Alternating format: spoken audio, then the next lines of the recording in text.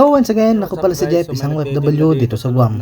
So weekend pala mga idol, so tara samahan nyo kami dito sa dagat serye. Yan, so panibagong araw, panibagong adventure na naman yung gagawin natin. Yan, so itong tropa natin. So bali, matagal-tagal na rin mga idol yung ating vlog na dagat serye. So tara mga idol, samahan nyo muna kami sa aming panibagong video. Kasama natin yung biyanan ko. Samahan nyo kami. Mamimingwit tayo mga idol. Ito pala yung yung kasama natin yung so, nagkabit na tayo ng tent mga idol. Yan, kasama natin yung buong tropa.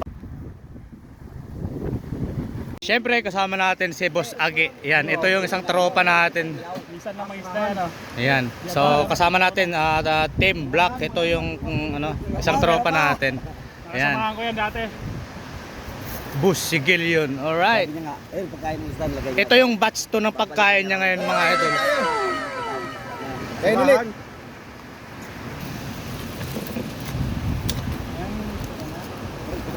Bali, mapapansin mo yung biyanan ko mga idol yan.